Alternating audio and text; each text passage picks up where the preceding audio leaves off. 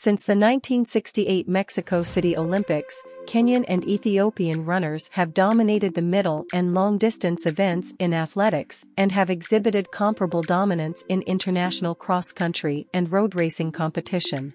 From Rudisha Wilson Kipsang to Kip Kino, to Asbel Kiprop, to Mary Kitini, Vivian and Eunice.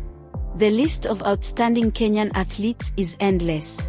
Kenya has produced some of the world's best track, marathon, and cross-country athletes. Since 1991, the men's winner at the Boston Marathon has been either a Kenyan or Ethiopian 26 of the last 29 times. The recently completed Chicago Marathon saw Kenyans Lawrence Cherono and Brigid Kosgei crowned champions in the men's and women's events respectively.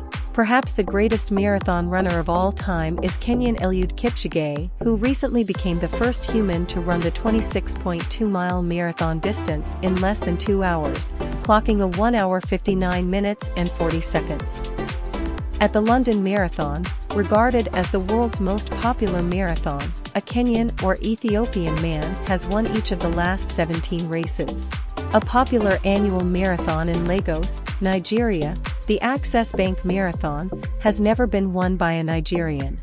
To help keep it attractive to homegrown runners, the organizers provided separate prize money for Nigerian runners.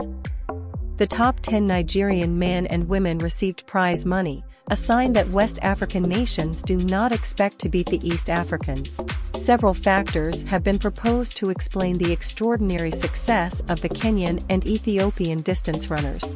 Welcome to Be Amazed 254, and before we continue, make sure to subscribe to the channel and turn on notifications. Thanks to everyone watching this video, and lots of love to those who have already subscribed. Please don't forget to like the video.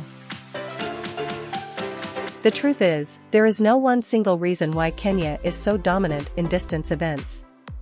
It's more down to a combination of factors. Number 1. A way of life. There are few countries where people live and breathe athletics, and where the number 1 Olympic sport can claim to be more popular than football, filling entire stadiums even for age group championships. And while Kenya isn't the only country in the world where kids run long distances to get to school, running has a whole different meaning to many people in the country. Having running embedded into day-to-day life sets Kenya apart from many other nations. But it's just one of the many reasons why it is known as being the home of the champions. Number 2. Skinny legs. One key to Kenyans' superior endurance is their skinny legs. On average, a Kenyan's leg is 400 grams lighter than their European competitors, which translates to an energy saving of 8% when running. Over long distances, this small genetic advantage can really give Kenyans a leg up. Number 3. The role of genetics. Simply running to school each day doesn't automatically turn everyone into a world-class athlete. Genetics, as it does for every elite athlete, likely play a significant part. Many people in the Rift Valley, where most of Kenya's top distance runners originate, belong to the Kalenjin tribe. When compared to other Kenyan tribes, Kalenjin people are often described as having good natural running attributes, namely lean bodies and long legs. Kipchoge, for example, isn't particularly tall, but the muscles on his legs are incredibly lean, his body fat percentage is low, and the strength in his feet make it appear as though he bounces along the grass. But attributing all of Kenya's success to just their genetics would be a gross oversimplification. Number 4. They train and live in a high-altitude area. Another reason that explains the stellar performance of Kenyans is the high-altitude environment they live in. Located in Africa, Kenya is a mountainous country with the Great Rift Valley running through it from north to south. With plateaus reaching an average height of 1,500 meters, Kenyans get to experience high-altitude training daily, and such an environment lends itself well to running.